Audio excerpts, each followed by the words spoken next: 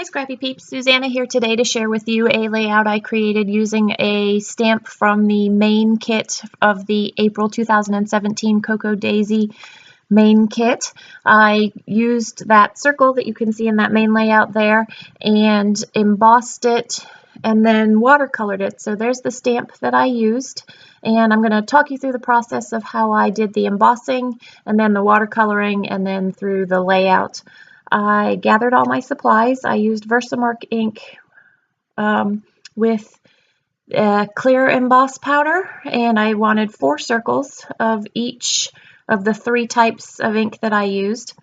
And then this is just fine clear embossing powder, which I sprinkled onto each of the 4 circles, and I'd preheated my heat gun and used the heat gun to set the fine powder. I actually did some of it off camera because I didn't want to heat my mat and warp my mat, so I just kind of cut that part out for you. Cleaned up the tray. I know a lot of people use coffee filters. I don't do enough stamping and embossing that I can have the space, or do I have the space in my scrap space for a separate Tupperware and coffee filter for each one. So I find cleaning off my pink tray there with a big paintbrush, or it's actually a big paintbrush, works nicely, and I use that same brush to scrape off extra embossing powder.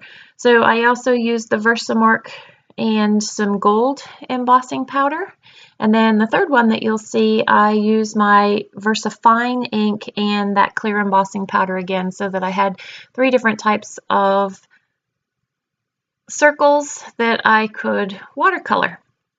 So there's just the clear embossing powder, and the same process that I did with the other 3. Sprinkle the powder, make sure it's even, dust off the extra powder, and then heat with the embossing tool. I let those, there you can see them a little closer. And then I got out my Peerless watercolors.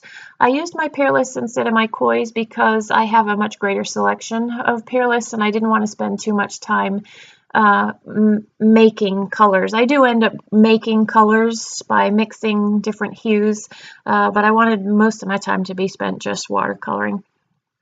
So you see I have that test strip there, and that floral pattern from Simple Stories is where I pulled the 4 hues that I wanted to watercolor. I was originally going to create my layout with that floral pattern, but it didn't work, and you'll see how that comes together after I watercolor these. So I sped this up pretty quickly because literally all I do is I have the palette on the left to mix colors, and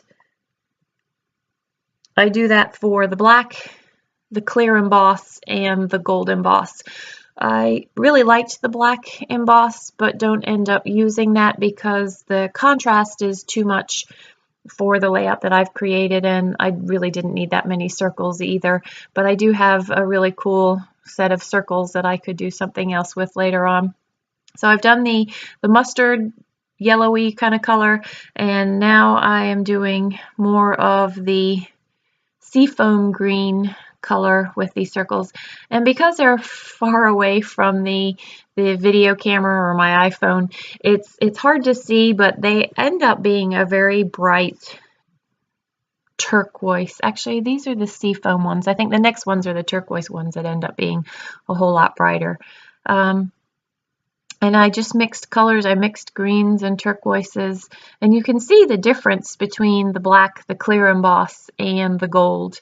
The mustard watercolor on the gold is hard to make out, and it really is on the layout too, but when you catch it in the right light, it's actually a pretty stunning look.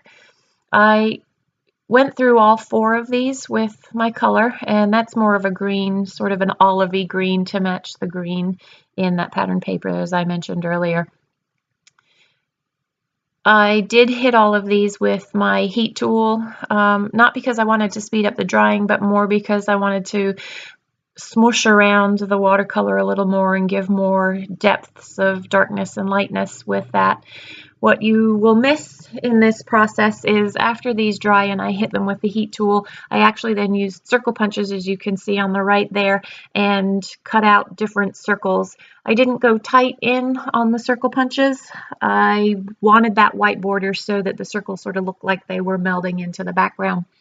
I just pulled out a piece of white cardstock and I wanted that as my base for these circles, and then used this piece of Pink Fresh Studio as a right and a left border for the layout. My original intent hadn't been to use that right, but as I cut it off to get those vertical stripes, I wanted the pattern that's on that left-hand side, and when I cut it to make it the size that I wanted, I had that leftover piece that I end up putting on the right-hand side of the page, but had no intent of originally doing that. I used 2 of the Day in the Life cards, the 4x6 that says "This Moment," and then the mustard or yellow 4x3 card that's directly behind the picture on the right. And that, keeping it real, I cut out of the center of the mustard Day in the Life card. So I just pulled some other embellishments, the print and cut files. You've seen me go to town with those. I use those a lot.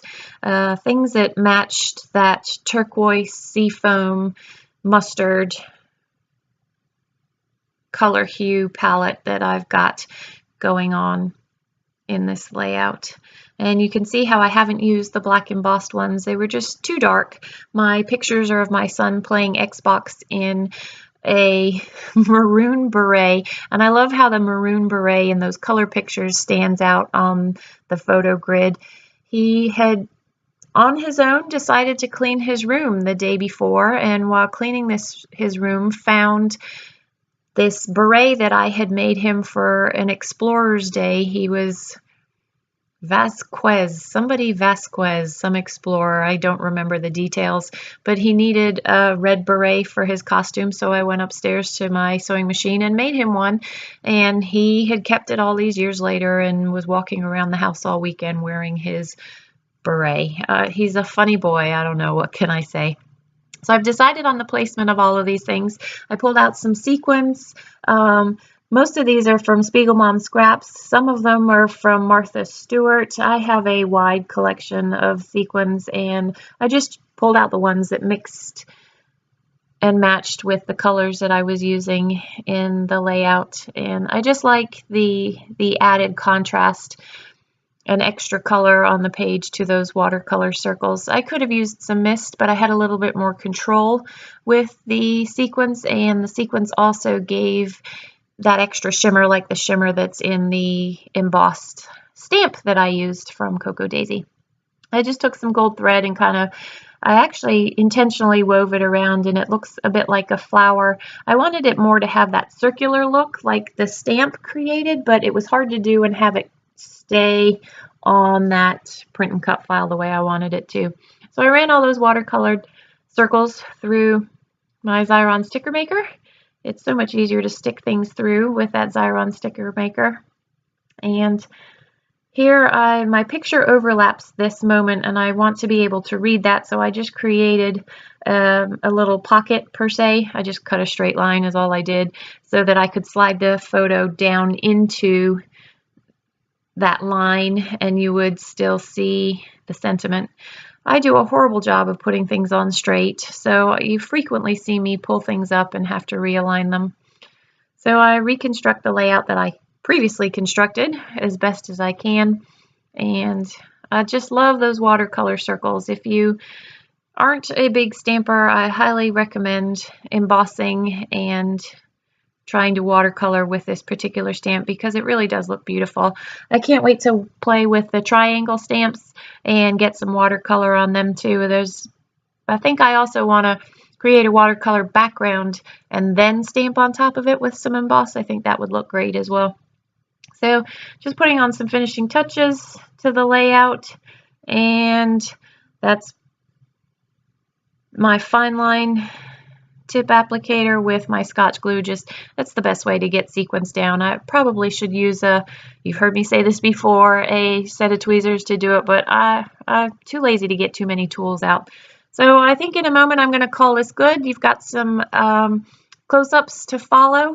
If you have played around with these Cocoa Daisy kits and have done something fun with them, please be sure to share with us. I hope you enjoyed my process video, and thanks for stopping in today. Great to see you again.